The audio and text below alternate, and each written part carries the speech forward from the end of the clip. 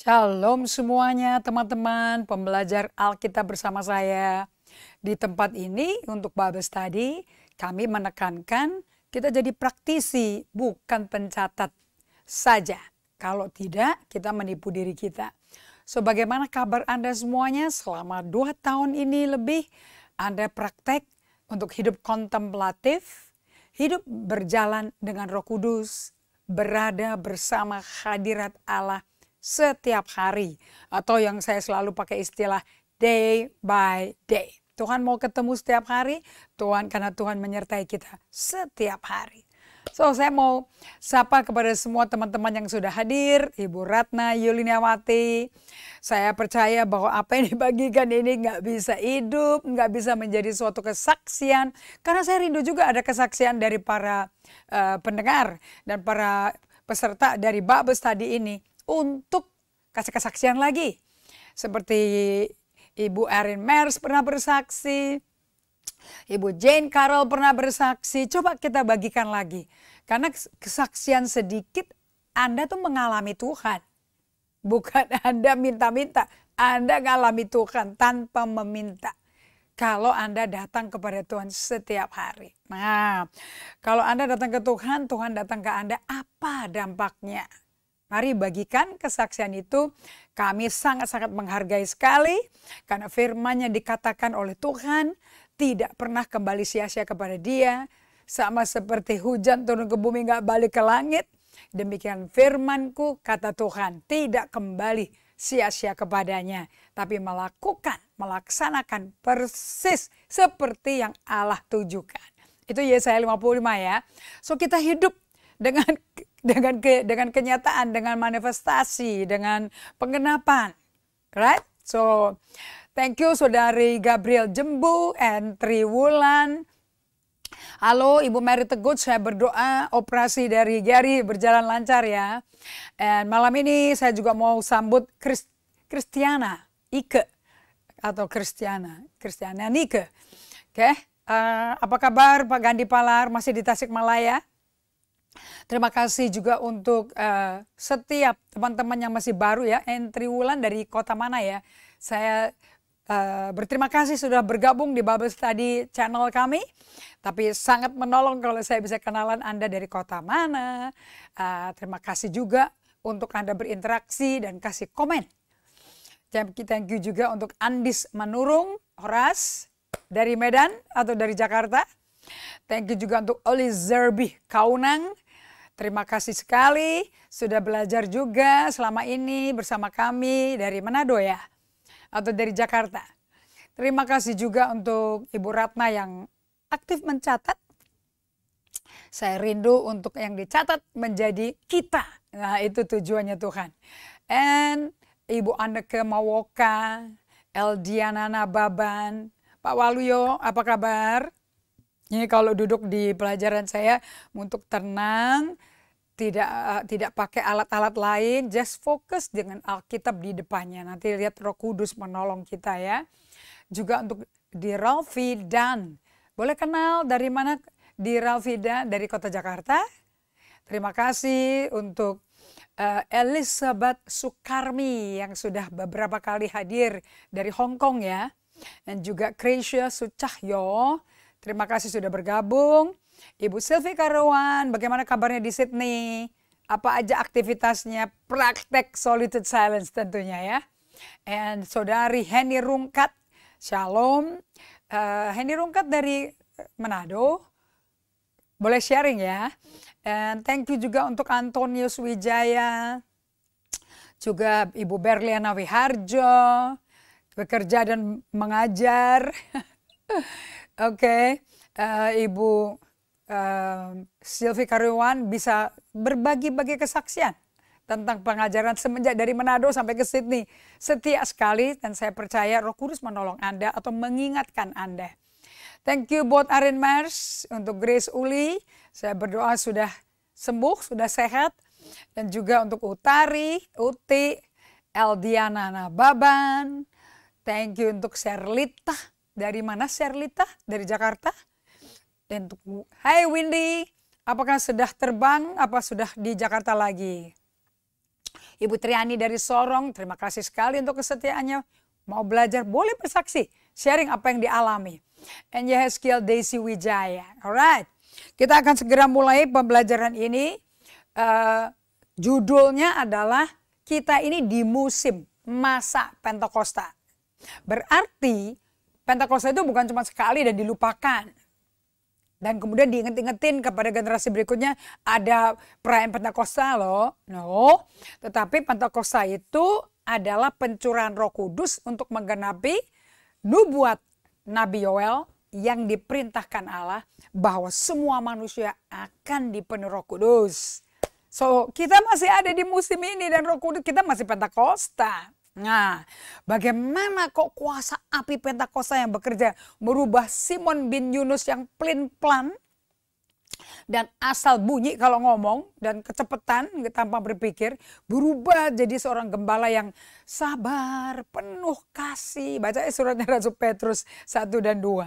Oke, penuh kasih sayang, pengampunan, waduh, penguasaan diri luar biasa. Semua terjadi karena dia berjalan dan bergaul dengan Roh Kudus semenjak Pentakosta, orang pertama khotbah, sampai sekarang.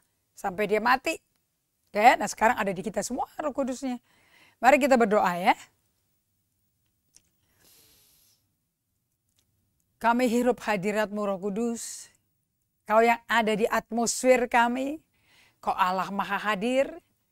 Kau yang membuat Allah Tritunggal, Maha Tahu, Maha Hadir, Maha Kuasa dan bisa dialami kuasa dunamus dan eksusiamu dalam hidup setiap orang yang bergaul dengan Tuhan, sehingga yang sakit sembuh, yang lemah dikuatkan, yang hancur bisa dipulihkan, yang bangkrut bisa dibangun kembali, sistem manajemen keuangannya dan keuangannya. Tidak ada yang mustahil bagi orang yang percaya. Seperti orang-orang kudus di perjanjian lama, baik Henok, baik Abraham, Musa, Ishak, baik Yakub, baik semua Gideon maupun Simpson, semua hidup seperti Daud, seperti Esther, dipenuhi dan disertai Roh Kudus. Ini janji tidak stop di Maliaki, tapi terus digenapi melalui Yesus. Dan barang siapa dalam Kristus, dia ciptaan baru dalam Kristus dan Roh Kudus di dalam dia akan menuntun dan membimbing kita untuk selalu hidup di dalam hadirat Allah. Di situ kita mengalami transformasi, di situ kita mengalami terobosan, mengalami perlindungan bagi orang yang percaya sama Tuhan. Tidak ada yang terlalu sulit dan tidak ada yang mustahil. So, Roh Kudus bicara pada setiap peserta, buat kami ngalami, bahkan sambil dengar ini, kehadiran-Mu nyata. Aku minta ini di dalam nama Yesus Kristus Tuhan kami. Amin. Masa Roh Kudus.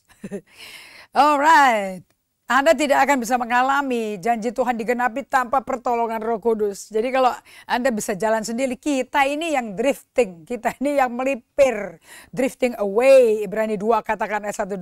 Jangan kamu sampai di bawah arus dunia. Itu namanya melipir, sampai kebablas, sampai keseret, hilang. Okay?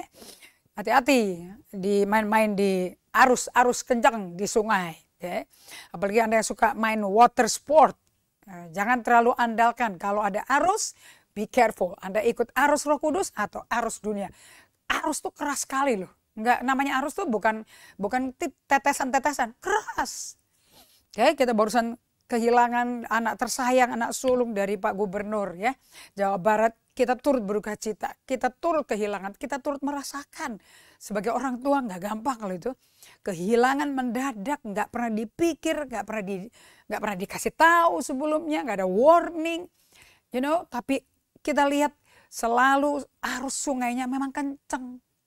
Nah, bayangin di kitab Ibrani penulis surat kepada jemaat Ibrani yang banyak aniaya di sana. Hati-hati kamu, jangan sampai terbawa arus. Kalau bahasa Inggrisnya, don't be drifted away. Satu-satunya kekuatan yang bikin kita tidak terbawa arus dunia. Karena kita ada di dunia, tapi tidak hidup dari dunia. Dan tidak seperti orang dunia. Wah, kalau kayak gitu, kekuatan arus dunia ini perlu kita bisa lawan, say no, itu kalau ada kekuatan lebih gila, lebih dahsyat daripada kekuatan arus dunia itu.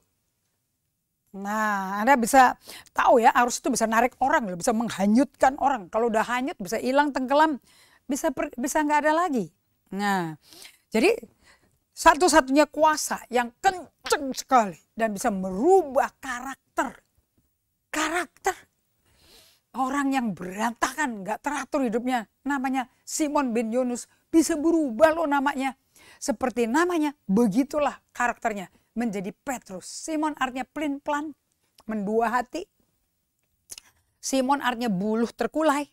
Ya Allah katakan melalui Nabi Yesaya 40, buluh terkulai takkan kupatahkan. So, sejelek-jeleknya kita, seberantakannya kita, semesnya kita kalau dipenuhi Roh Kudus, kita adalah orang Kristen berantakan yang berkuasa untuk tetap berkata tidak kepada arus dunia yang menghanyutkan hidup kita dan berkata ya kepada firman Tuhan. So, Roh Kudus mutlak. Nah, saya mau bagikan pada Anda malam hari ini, Roh Kudus itu pribadi. Orangnya yang bikin Yesus hidup waktu di bumi itu Roh Kudus. Kalau Anda saya cek ya apakah saya ada tulis ini. Kalau Anda lihat di Kisah Rasul pasal 1 bahwa Yesus itu Kisah Rasul 1 ayat 2. Kita baca dari slide Dr. Lukas menulis. Yesus saja sebagai manusia ngajarin murid-muridnya dan memberi perintah-perintah Allah Bapaknya. Itu semua melalui Roh Kudus. Apalagi kita. Sebelum itu ia telah memberi perintah-perintahnya oleh Roh Kudus kepada rasul-rasul yang dipilihnya. Jadi kita sebagai hamba Tuhan, sebagai penglima jawatan terutama itu, ya, maupun pelayanan pelayanan yang mendampingi gereja lokal atau pelayanan encouragement, diakon, penatua, semua itu butuh Roh Kudus. Kalau Anda perhatikan baik-baik bagaimana diakon itu diangkat, kita buka sebentar ya, kita tidak ada di slide hari ini. Saya masukin ke Kisah Rasul pasal 6, nggak main-main loh. Pokoknya di dalam kerajaan Allah, di dalam gerejanya Tuhan Yesus Kristus, kalau tidak dipenuhi Roh Kudus. Dipenuhi Roh Kudus artinya apa? Selalu berada bersama Roh Kudus. Nggak bisa dipakai, nggak bisa melayani. Oke, Kisah Para Rasul 6 ayat 1 sampai 6. Pada masa itu, ketika jumlah murid makin bertambah, timbullah sungut-sungut di antara orang-orang Yahudi yang berbahasa Yunani terhadap orang-orang Ibrani. Mana ada gereja yang tidak ada sungut-sungut.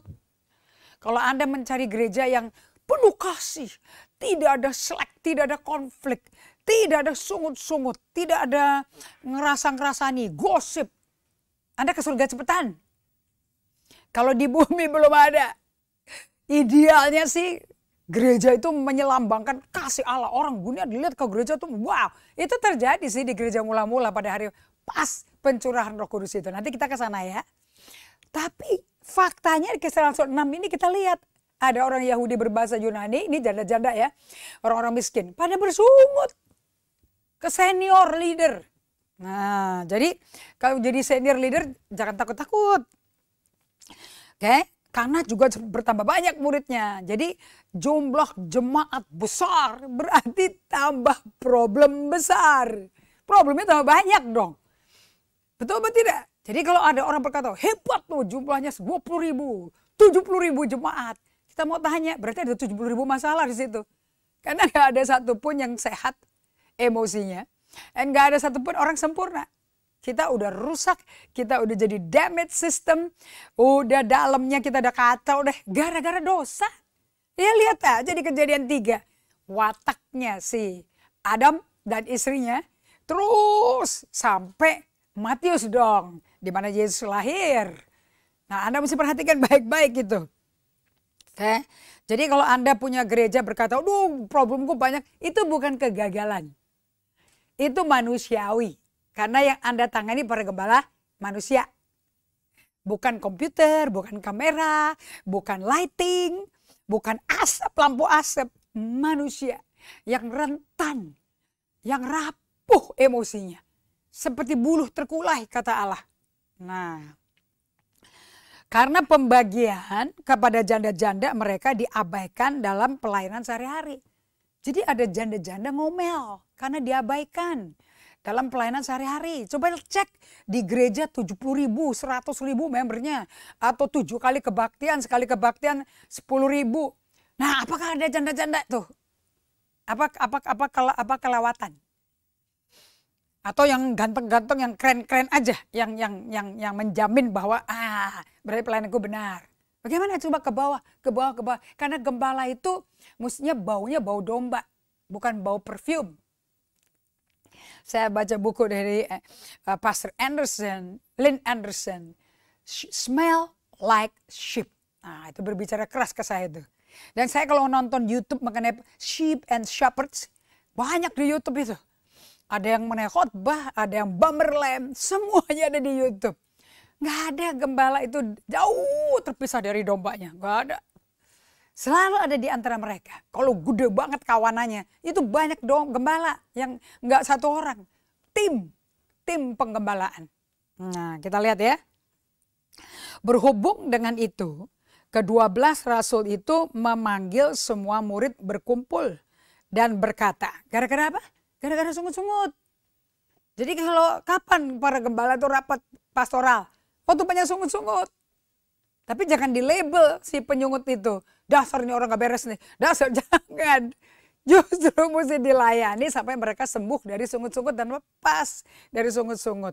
Nah, itu tugas penggembalaan tuh. Berhubung dengan itu, ke-12 rasul itu memanggil semua murid berkumpul dan berkata, kami tidak merasa puas karena kami melalaikan firman Allah untuk melayani meja. Wah, pelayanan di diakonia namanya pelayanan meja. Table ministry. Anda kenal dong, ada pelayanan meja tuh. Itu bukan ART di rumah, tapi kita semua. Khusus yang melayani janda-janda yang menderita, yang tidak diladeni. Ini pasti nggak diladeni dong, kalau nggak bersungut-sungut dong. Kelewat maksudnya, right? Tapi rasulnya berkata apa? Aku kalau mesti megang kebutuhan pribadi si janda-janda miskin yang menderita, itu Yakobus 1 ya, 26-27. Itu pelayanan yang paling mulia loh. Itu paling benar. Dan juga melayani yatim piatu yang menderita. Itu pelayanan yang mulia. Bukan khotbah. Right? Ini sibuk nih karena kita mesti ada di antara domba-domba yang janda tua, janda menderita, janda sakit, janda miskin, yatim piatu yang kecil sampai yang besar, sampai mereka bisa cari uang sendiri, bisa hidup, bisa menikah. Nah, ini semua ini tugasnya gereja lokal. Oke, karena itu saudara-saudara, pilihlah 7 orang dari antaramu yang terkenal baik dan yang penuh roh dan penuh hikmat. Wah, ini kalau mau penuh roh, kata penuh tuh ada di situ ya. Itu nggak mungkin kalau nggak ada hubungan sama Roh Kudus. Nggak mungkin.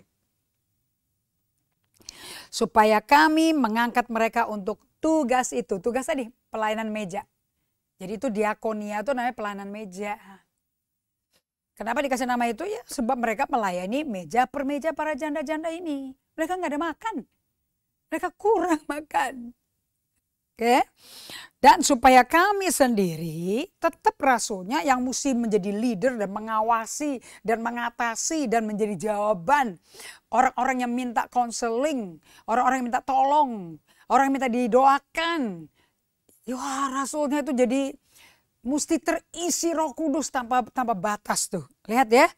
Makanya dia berkata, supaya kenapa kau pilih 7 orang itu? Supaya kami sendiri dapat memusatkan pikiran dalam doa dan pelayanan firman. True leaders spend time in prayer and the word of God. Jadi kerjaan daripada si pendeta apa? Day by day. Coming to the Lord, Lectio Divina, mendengar suara Tuhan melalui firman-Nya sendiri. Tuhan ngomong apa ke kita? Melalui renungan dari orang-orang kudus yang sudah sukses berjalan sama Tuhan dan kenal hati Tuhan. Supaya kita terinspirasi, rindu bisa seperti hubungan mereka dengan Tuhan. Kayak kenal Brother Lawrence, Mother Teresa, Ignatius de Loyola. Ini orang-orang John Short. Ini orang yang punya pengalaman ketemu Tuhan. Madame Guyon. Kalau yang abad 21 ada. Ibu Hendri ada. Richard Foster. Dallas Willard. Jane Johnson. Ini orang-orang yang saya connect semua. Dan masih hidup. Kecuali Dallas Willard meninggal 2015. Tapi real. Dan mereka kalau ketemu sama mereka. Semua orang hamba-hamba Tuhan lain yang masih lebih muda. Berkata kayak ketemu Yesus langsung. Hadiratnya. Perilakunya, dispositionnya, cara ngomong, nada ngomong, volume, suara, intonasi, matanya bersinar. Wih, ada di abad 21. Bahkan mereka juga ngalami pandemi. Nah, lihat kelakuan mereka. Lihat perbuatan mereka. Supaya kami sendiri dapat memusatkan. Can you hear it? Memusatkan pikiran dalam doa dan pelayanan firman. Injil kabar baik kerajaan Allah harus tetap dibagikan di tengah-tengah para janda-janda mengeluh. Karena nggak ada makanan, nggak punya baju, nggak punya tempat tinggal. Oke? Dan supaya kami sendiri dapat memusatkan pikiran dalam doa dan pelayanan firman. Usul ini diterima baik oleh seluruh jemaat. Wah, jemaat itu kan gereja lokal. Lalu mereka memilih Stefanus, martir pertama di perjanjian baru. Dirajam batu, mukanya bersinar kayak Yesus. Kemudian doanya sama Yesus. Bapa ampuni mereka karena mereka tidak tahu apa yang mereka lakukan. Jadi orang kalau jahat sama kita itu nggak ngerti, nggak sadar diri. Bahwa apa yang mereka lakukan itu betul-betul akan menghancurkan dan berbahaya bagi mereka. Kita yang udah dekat sama Tuhan, udah penuh sama Roh Kudus setiap hari. Ya, kenapa takut? Oke. Seorang yang penuh iman dan Roh Kudus. Apa syaratnya? Penuh Roh Kudus dan hikmat. Stefanus orang apa? Penuh iman dan Roh Kudus. Kalau penuh iman artinya apa? Iman timbul dari pendengaran. Pendengaran akan firman Kristus. Kristus itu Yesus yang bangkit dari mati. Duduk di sebelah kanan Allah Bapa sebagai Lord and King. Tuan, Tuan, dan Raja. Jadi si Stefanus itu hidupnya dengar suara Yesus Kristus terus. Dan Roh Kudus. Filipus, Prokorus, Nikanor, Timon. Oke. Dan selanjutnya nama-nama ini ya. Gantilah. Eddie, David, Stephen. Kan nama sekarang itu sama aja gitu ya. Saya berdoa setiap gereja lokal punya 7 diaken kelas seperti ini. Oke, kalau pakai jasnya udah keren, duduk di depan udah keren, tapi hidupnya dipenuhi roh iman sama Roh Kudus enggak? Nah itu yang mutlak, esensial, yang pusatnya sebetulnya. Oke, kemudian ada Nikolaus, seorang penganut agama Yahudi dari Antioquia. Jadi spread ya, calon-calon 7 calon pelayan meja ini, pelayan meja loh. Mereka itu dihadapkan kepada rasul-rasul, lalu rasul-rasul itu pun berdoa dan meletakkan tangan di atas mereka. Itu impartasi. Ayat 7 efeknya apa yuk? Anda pasti kita mau dong ini. Firman Allah makin tersebar dan jumlah murid di Yerusalem makin bertambah banyak. Bukan pengikut, bukan penggemar-penggemar figur pendeta, bukan pengikut karisma orang, tetapi murid-murid Kristus. Jumlah muridnya Yesus bertambah di Yerusalem dan sejumlah besar imam menyerahkan diri dan percaya lahir baru kepada Yesus Kristus sebagai juru selamat. So, saya mau tanya pada Anda. Ini kan jauh sesudah pengalaman pencurahan Roh Kudus. Kok mereka tiap hari bisa ya? Bahkan para rasul, Petrus dipenuhi Roh Kudus, langsung berdiri. Ini bukan mabuk seperti kau sangka. Ingat ya, saya bagikan. Jadi orang dipenuhi Roh Kudus benar-benar full capacity. Benar-benar itu Roh Kudus ambil alih nyawanya sehingga dia melakukan apa yang Roh Kudus mau. Kehendak Allah sama nyawanya kita itu tuh berjalan berdampingan kayak kembar siam. Sama kayak alkohol masuk ke darah orang, alkoholnya ngatur gerakan itu orang, si pemabuk. Kita diatur oleh gerakan Roh Kudus. Dan ini syarat, baru syarat jadi pelayan meja. Bukan syarat jadi pengkhotbah, belum jadi rasul. Belum jadi gembala, nabi, guru. Belum. Baru pelayan meja. Ayo para gembala semuanya. Kita mesti masuk. Nggak altar call tiap hari kan. Sudah dipenuhi Roh Kudus dong. Kita berjalan dengan Tuhan. Dengan buku yang telah kami perkenalkan kepada Anda semuanya. Day by day. Minimum 2 kali per hari. Come to Jesus, be still, berdiamlah dan kenallah, ketahuilah aku Tuhan. Di tengah-tengah perang badai, kamu akan lihat Tuhan yang kamu diam untuk kenalan, itu akan ditinggikan. Tuh Mazmur 46 ayat 11. Tuh. Oke, Mazmur 37 ayat 7a. Habakuk 2, mari kita buka ke Habakuk. Tidak ada para nabi di sini yang bisa mendengar suara Tuhan dan menyampaikan isi Tuhan, isi hati Tuhan kalau tidak pernah berdiam diri di kaki Tuhan. Mana Habakuk saya? Oke. Habakuk 2. Coba ya. Anda kalau baca Alkitab sekarang caranya begini. Coba dengar suara Roh Kudus melalui firman yang kita baca. Tuhan tuh ngomong apa ke kita. Karena Rasul Petrus berkata, Alkitab nubuat itu nggak boleh diterjemahin, ditafsirin loh. Karena itu dibikin sama Roh Kudus. Jadi kalau mau ngerti, kita butuh Roh Kudus atau disebut roh wahyu dan roh hikmat. Nah, lihat nih.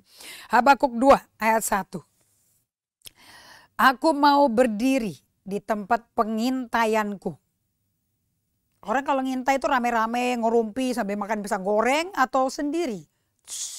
Diam. Berdiam. Dan berdiri tegak di menara. Kenapa? Dia mesti berjaga-jaga. Ada musuh nggak? Ini Anda bisa lihat ya, ada kerajaan, ada tembok yang tinggi melindungi kerajaan itu. Terus ada menara-menaranya di sekeliling, pagar, benteng lah, saya sebutnya pagar, bukan itu benteng ya, kubu. Nah itu mereka ngeliat dari situ, teropong segala macam tuh dari situ. Jadi nggak bisa tidur, tapi mesti berjaga-jaga, menanti-nanti. Aku mau meninjau, satu ya, meninjau tuh ngeliat dari jauh. Melihat kejauhan dan menantikan. Menantikan tuh diam. Gak tergesa-gesa, gak lari-lari, gak buru-buru. Nunggu. Berapa lama? Gak tahu. Semua orang yang dipenuhi Roh Kudus di rumah-rumah, di ruang atas di Yerusalem, semua menantikan. Saya bisa ngitung 10 hari. Tetapi mereka tahu gak 10 hari mesti nunggu? Buat orang Yahudi, orang Ibrani asli, laki semua laginya. Dan karakter tahu semua kan, degil, keras kepala semua. Itu nunggu 10 hari itu gak main-main loh. Mereka satu hati, tekun, berdoa. Di ruang atas itu. Nah Anda bisa lihat di Kisah Rasul 2 ya. Oh, Kisah Rasul 1 ayat 14. Mereka semua bertekun dengan sehati dalam doa bersama-sama dengan beberapa perempuan serta Maria, ibu Yesus, dan dengan saudara-saudara Yesus. Bayangin semua saudara tiri yang tadinya gak terima dia di Nazaret dipermainkan, diolok-olok, dicemooh sampai Yesus gak bisa melakukan mujizat. Itu kan kampungnya. Sekarang semuanya ngikut sama murid-murid para rasul. Mereka bertekun berdoa, bukan ngerumpi, bukan gosip, bukan mainan sosmed, bukan nonton Netflix, men. Mereka benar-benar berdoa. Bayangin doa 10 hari. Oke, menanti itu adalah alat yang Tuhan pakai untuk kita bisa berserah kepada Tuhan. Supaya bisa percaya. Kalau udah nyerah ya udah percaya Tuhan. Artinya kita lepas kontrol. Allah yang pegang kontrol. Nah, God is in control. Benarkah? Bagaimana dia bisa in control kalau Anda pegang kontrol? Ciri-ciri orang yang pegang kontrol cepat marah. Dia marah takut gak kepegang sama kendali dia. Makanya marah. So, hati-hati.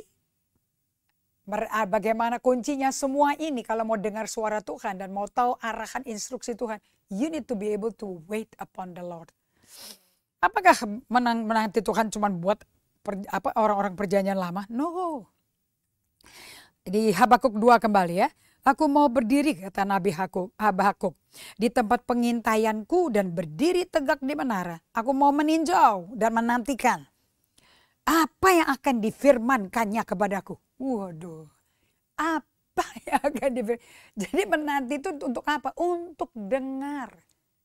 Listen, pay attention. Beyonce aja tulis lagu listen. Masa kita nggak listen? Ada listen suara-suara lain. Kalau kita listen ini ke firman. Ke Yesus Kristus saja dari Nazaret. Dan apa yang akan dijawabnya atas pengaduanku. So doa itu timbal balik. Two-way traffic. Aku meninjau, menanti-nanti apa yang Tuhan akan jawab atas apa pengaduanku. Nah ini kan di tempat sendirian, di tempat yang tinggi, di menara, di atas kubu-kubu. Dia menanti. Ini loh solitude ke tempat sunyi. Silence and stillness. Kemudian scripture reading. Kemudian sabat. 24 jam. Nggak lihat apa-apa. Nggak ngurusin apa-apa. Hanya berada bersama Tuhan and give thanks to Him. Mengucap syukur. Karena hari ini aku bisa relax bersama Tuhan. Tentunya di hadirat Tuhan. Supaya sambil Tuhan itu bisa menyembuhkan, memulihkan hidup Anda. Terutama dari dalam keluar. Karena problem semua itu dari hati. Markus 7 ingat nggak? Ayat 14-23. Dari hati keluar ke mulut. Semua pikiran jahat, perjinahan, percabulan, keserakahan, membalas dendaman. Semua dari dalam hati. Bukan dari kognitif. Kognitifnya dipengaruhi. Alright. So kita sekarang di masa Pentakosta ini.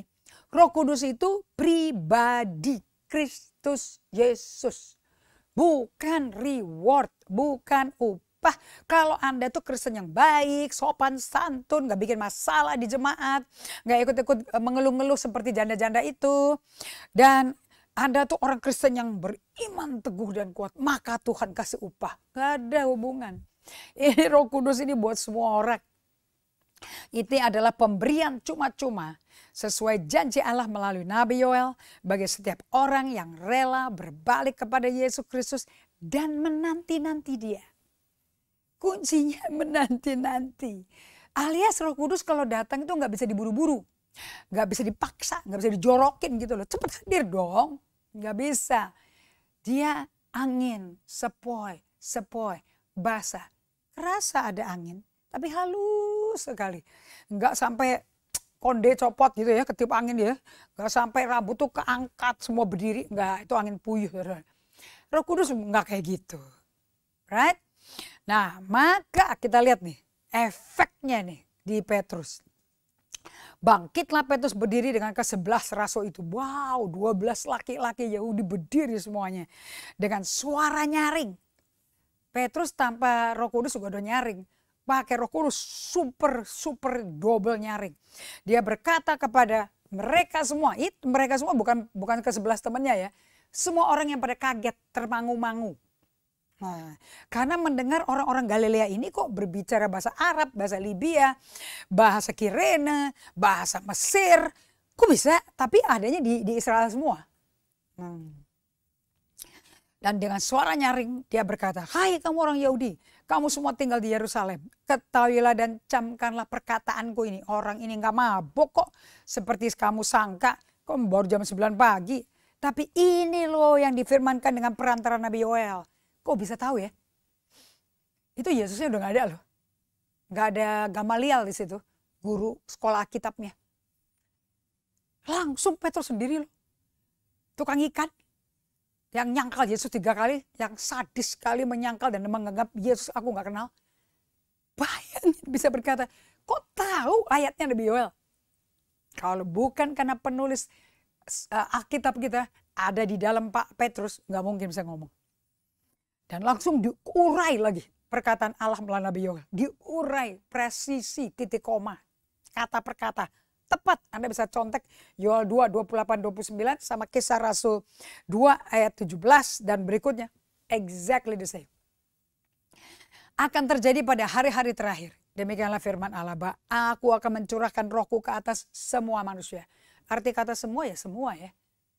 Nggak pilih-pilih yang ini bisa, yang ini nggak ada. Semua tuh ya semua. Jadi kita hamba Tuhan kalau mau melayani, Anda usher, Anda catcher, Anda ketua-ketua sel, komsel, Anda nggak bisa pilih-pilih orang. Anda mesti berdoa semua orang. Kalau Anda ada gereja di mall, satu mall semuanya orang, yang namanya orang ya, dipenuhi Roh Kudus. Ciri-cirinya, kan semua orang ya, anak-anakmu laki-laki perempuan akan bernubuat. Teruna-terunamu akan mendapat penglihatan-penglihatan.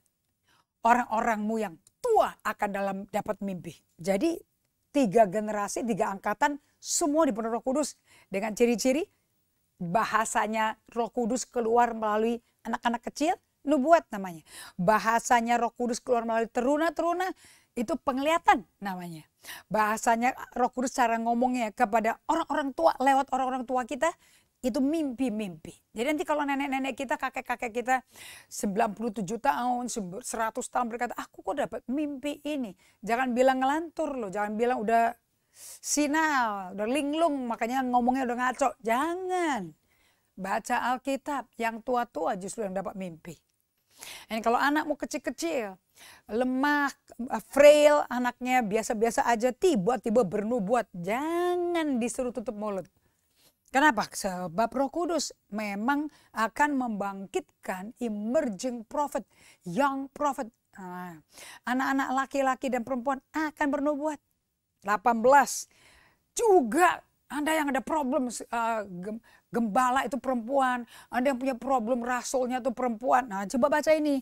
Juga ke atas hamba-hambaku laki-laki dan perempuan akan kucurahkan rohku pada hari-hari itu dan mereka akan bernubuat. Jadi nubuat itu di 5 jawatan tidak antik, tidak aneh, normal. Dan barang siapa yang berseru kepada nama Tuhan akan diselamatkan. Siapa yang berseru pada nama Tuhan akan diselamatkan. Ayat 32. Yesus ini loh yang dibangkitkan Allah. Coba ini khotbahnya. Saya mesti pendekin, kalau enggak seluruh buku muncul semua di PowerPoint nantinya. Yesus inilah yang dibangkitkan. Ini si Petrus masih khotbah nih dengan suara nyaring. Dan tentang hal itu kami semua adalah saksi. Ya bener banget sih. Kan 3,5 tahun tinggal sama Yesus. Dan sesudah ia ditinggalkan oleh dan sesudah ia ditinggikan oleh tangan kanan Allah. Kanan itu artinya power, authority. Dan menerima Roh Kudus yang dijanjikan itu. Yesus ditinggikan di hari Isa Al-Masih oleh tangan kanan Allah. Menerima Roh Kudus yang dijanjikan itu. Maka dicurahkannya apa yang kamu lihat dan dengar sekarang ini gak mabok. Jadi seluruh kaum Israel harus tahu dengan pasti bahwa Allah telah membuat Yesus yang kamu salibkan itu menjadi Tuhan dan Kristus. Kalau bahasa Inggrisnya menjadi Lord and Christ. Christ itu Mesias artinya. Coba ya, saya lihat di Amplified Bible. Dari, saya pakai NIV dulu ya. Acts, the book of Acts, Acts 2:39.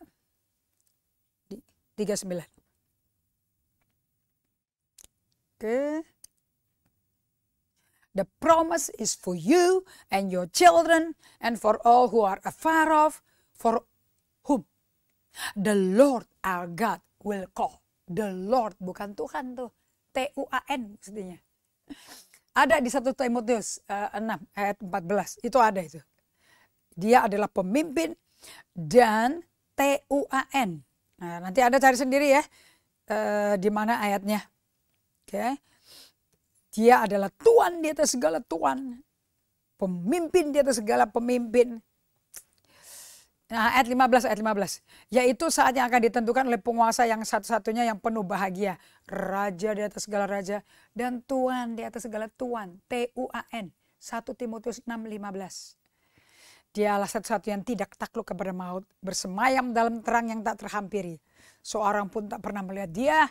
Dan memang manusia tidak dapat melihat dia. Baginya lah hormat dan kuasa yang kekal. Amin. Makanya karena gak bisa kelihatan. Jadi bisa lalai. Lupa. bahwa Yesus itu Tuhan kita, ya majikan kita, kurios. Itu Tuhan itu. Anda lihat sendiri ya, kata T-U-A-N. 1 Timotius 6 ayat 15. So, Anda bisa sorot kata Tuhan itu dan Raja itu jelas sekali. Oke? Anda biasakan yang benar yang ini. Sama waktu kita lahir baru. Dengan hati percaya. Mulut mengaku Yesuslah Tuhan. Lord. Lord itu L-O-R-D itu Tuhan. Bukan Tuhan. Tuhan itu deity. Ilah. Oke. A kecil. I kecil. Tapi kalau udah Lord. Udah Tuhan. Karena landlord kan tuan tanah. Nggak ada Tuhan tanah kan. Tuhan tanah. So semua kejadian ini terjadi. Dipenuhi Roh Kudus semua manusia, anak, teruna, orang tua, hamba perempuan, hamba laki. Semua kejadian ini terjadi karena kehendak Allah dan dari pihak Allah. Pentakosta itu dari kehendak Allah. So saya tulis di sini Yohanes 16 ayat 7 di slide berikutnya. And Yesus naik ke sorga. Duduk di sebelah kanan Allah sebagai Tuhan, Lord, and King dan Raja untuk menggenapi janjinya sendiri. Apa itu? Pencurahan Roh Kudus. Yohanes 16 ayat 7. Kan lebih baik aku pergi. Kalau enggak penolongmu, gurumu enggak datang. Nanti kamu buta. Nanti kamu jadi yatim piatu. Tapi kan kehadiranku tetap eksis. Karena nyawaku, napasku ada di manusia yang percaya Yesus. Jangan bilang Yesus enggak eksis loh. Oh ada di dalam roh kamu, di dalam hatimu kok. Jadi dengan Yesus absen lagi nih setelah Isa Al-Masih. Dia sebetulnya lagi bikin jalur, bagi bikin a new pathway dimension, jalur bagi dimensi lain tentang kehadirannya di bumi. So Roh Kudus adalah apa dan kalau kita Roh Kudus? Kehadiran Tuhan Yesus Kristus di murid-muridnya di bumi. Oke, ada di slide berikutnya tuh. So kalau Anda mau tanya Roh Kudus itu siapa? Kehadiran Yesus. Di setiap Anda dan saya. Seperti di murid-muridnya. Waktu di bumi. Makanya Tuhan gak butuh kita di sorga. Karena Roh Kudusnya ada di bumi. Dan dia mau tinggal di dalam kita. Supaya kita jadi manusia serupa Yesus. Kan Yesus kan sebelum pelayanan dipenuhi Roh Kudus dulu di Sungai Yordan. Seperti burung merpati. Dan tiap hari dipenuhi Roh Kudus. 6-7 kali duduk di kaki bapaknya minta dipenuhi Roh Kudus terus kok. Kalau manusia Yesus aja perlu. Bolak-balik dipenuhi Roh Kudus, apalagi Anda dan saya. So, Pentakosta adalah perayaan ulang tahun kelahiran gerejanya Yesus Kristus. Ini gerejanya yang Yesus mau. Yang Allah mau tak akan menelan. Yang dibangun di atas batu karang yang kokoh. Ya kan Simon bin Yunus tidak bisa menjadi Peter atau Petrus. Okay, tanpa Roh Kudus dicurahkan. Demikian pula gerejanya Tuhan gak bisa dipulihkan. Restorasi loh, apa yang hilang balik lagi semua loh. Tanpa ada Roh Kudus. Nggak bisa. Aduh gereja tanpa Roh Kudus ya mati. Oke, nah kualitas pribadi yang mengikuti Yesus sebagai jalan hidup mereka. Setelah dipenuhi dengan Roh Kudus, orang-orang Yahudi ini ditransformasi oleh kuasa Roh Kudus. Saya ulangi ya. Kualitas pribadi yang ngikutin Yesus sebagai jalan hidup mereka. Jadi ada ini disadari bahwa maminya Yesus baru sadar. Itu Roh Kudus ngikutin dia loh. Sampai dia penuh. Jalan hidup mereka itu dipenuhi Roh Kudus. Sementara jalan bersama Tuhan ditransformasi. Semua pekerjaan Roh Kudus. Jadi kalau kita teriak-teriak transformasi, transformasi. Anda sebenarnya berkata penuhi dengan Roh Kudus, penuhi dengan Roh Kudus. Karena tanpa alatnya, tanpa pribadi yang bisa menjadi transformer ya nggak bisa dong. Roh Kudus itu transformer. Oke? Dari penampilan burung merpati, penampilan angin, sepoi-sepoi, penampilan api. Wah luar biasa kan. Yang diterjemahkan dengan orang-orang Farisi bilang itu mabok gitu. Itu kedahsyatan Roh Kudus. Jangan lebih banyak kenal bagaimana kuasa kegelapan lain bekerja dalam Anda. Mestinya Anda mengenal, kepingin kenal. Kalau dipenuhi Roh Kudus dikuasai itu kayak apa. Kisah Rasul 2 ayat 41-47.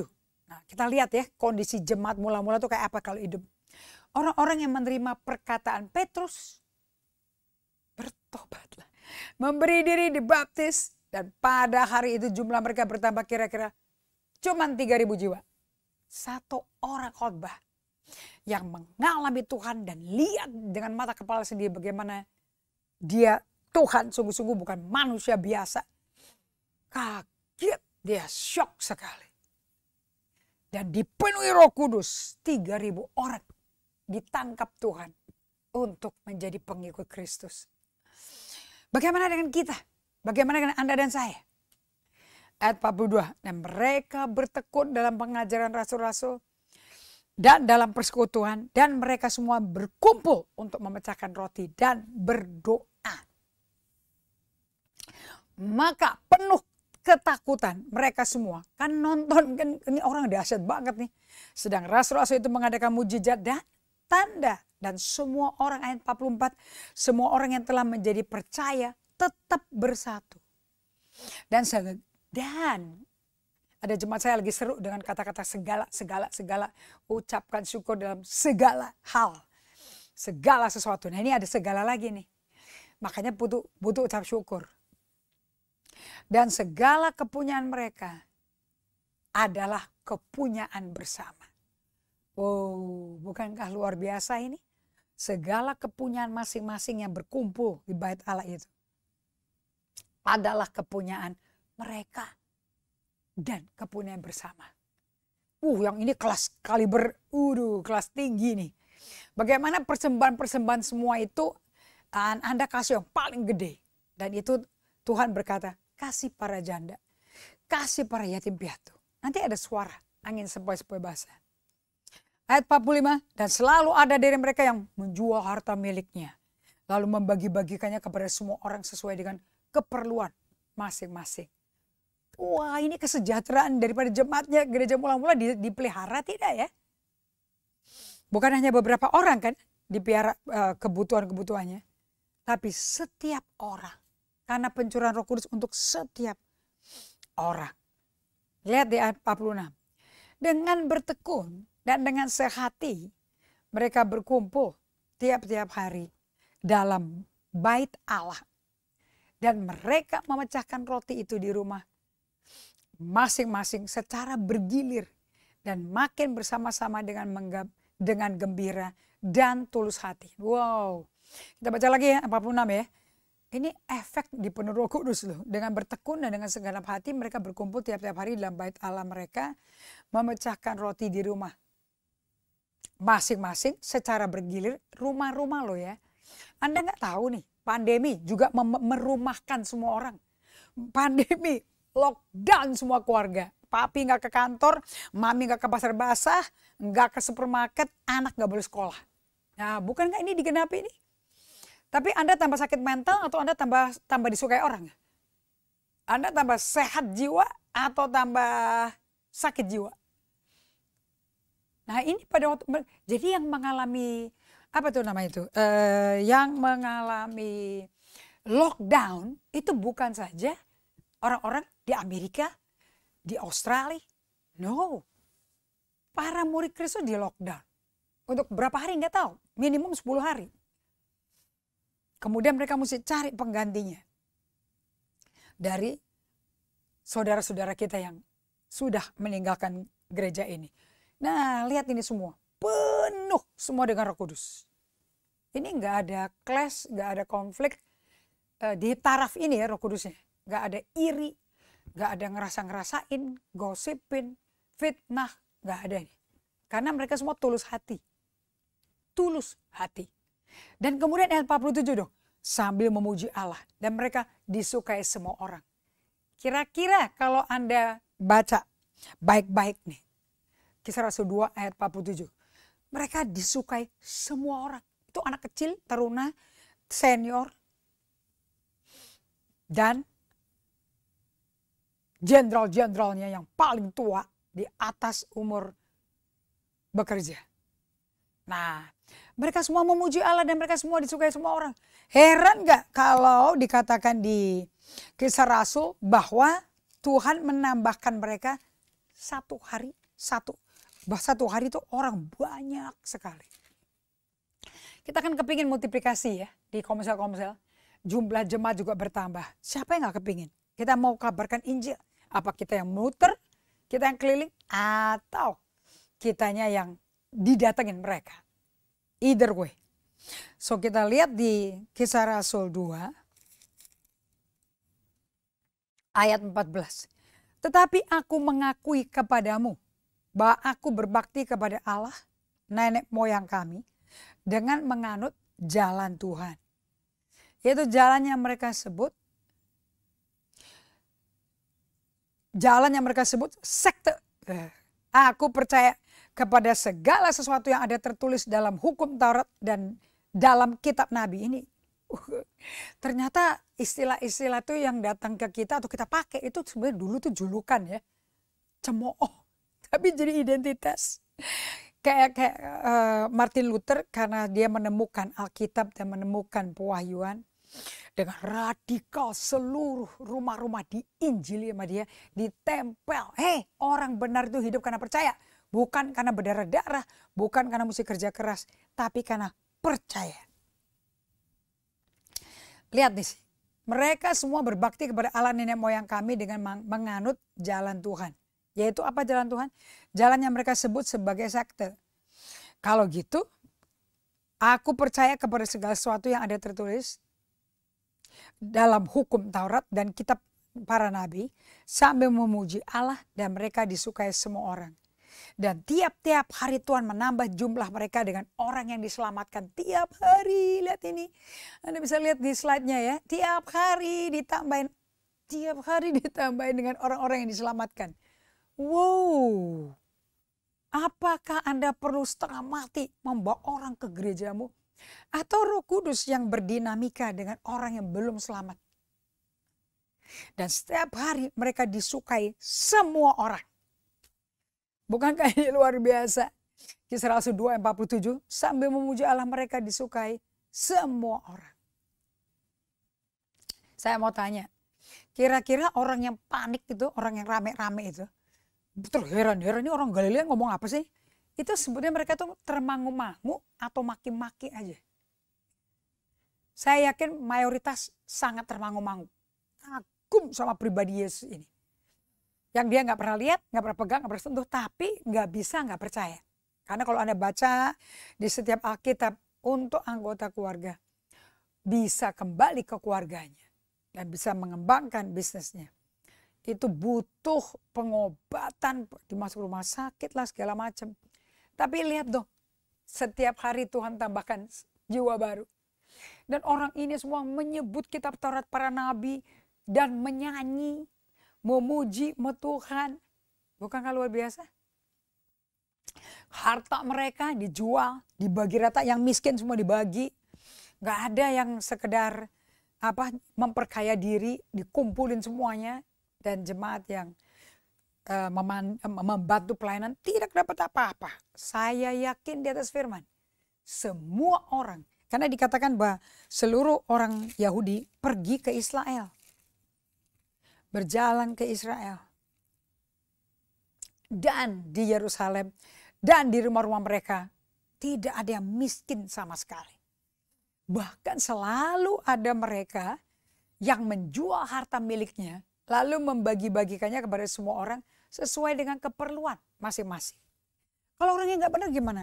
Nanti Tuhan juga ngomong kok. Ada yang nggak beres.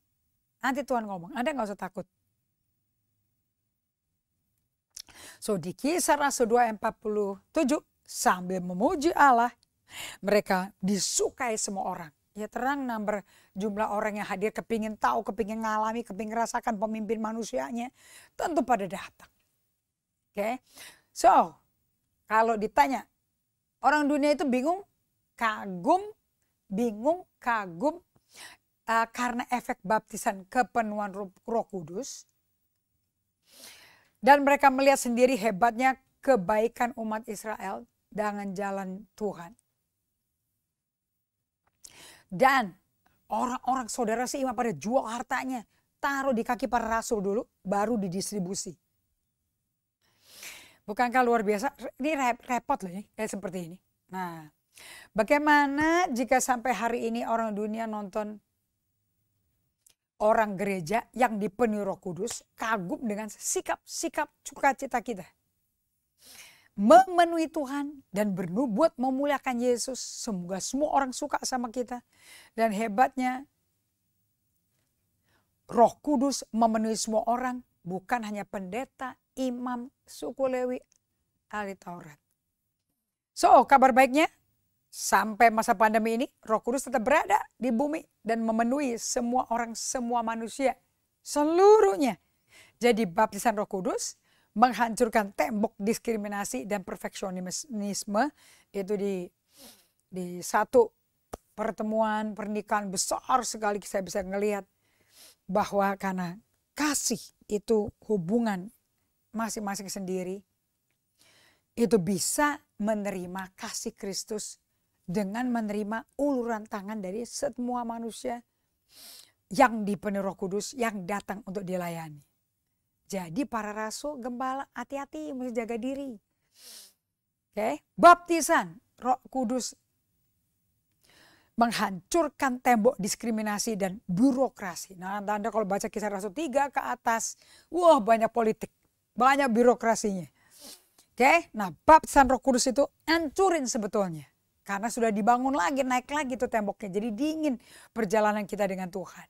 Nah, saya mau berhenti di sini dulu. Supaya Anda semua itu cerna. Nih ya, apakah gereja kita tuh dikenal, oh ada anak-anak kecil di gereja itu, oh ada anak remaja. Loh itu karena Anda masukin, mereka masuk sendiri bayar.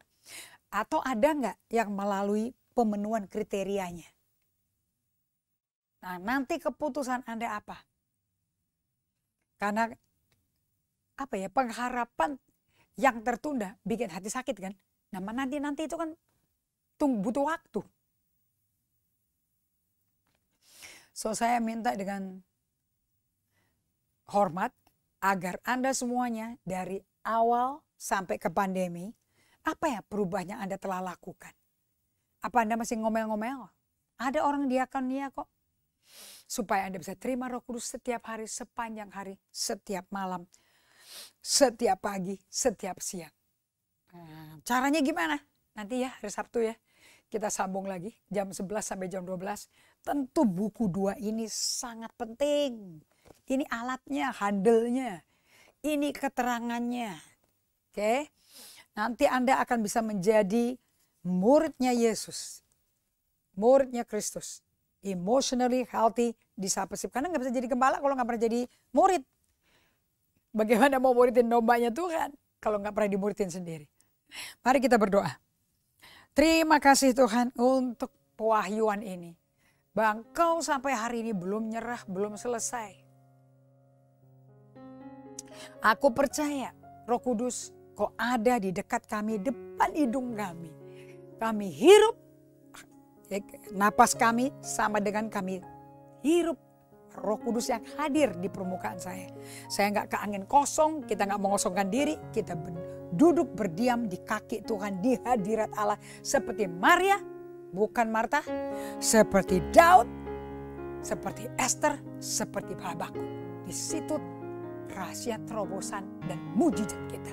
Bapa berkati umat-Mu supaya tetap pressing on dan tidak lemah dan tidak menjadi letih lesu dan lututnya goyah dan tangannya lunglai. Tapi semakin solid, semakin pegang janji Allah, semakin datang ke hadirat Allah.